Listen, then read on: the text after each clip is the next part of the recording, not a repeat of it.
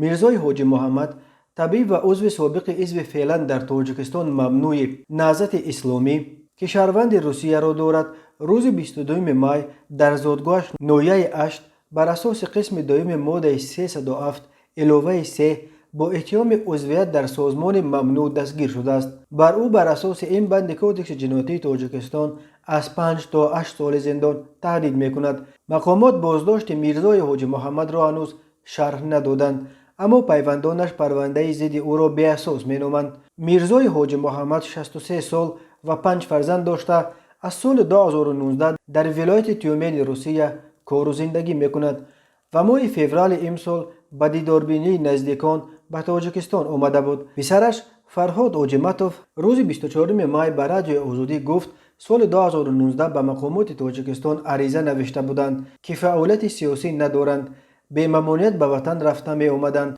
روز 4 فوریه امسال به دعوت یگان کس برای خبرگیری نزدیکان رفتند.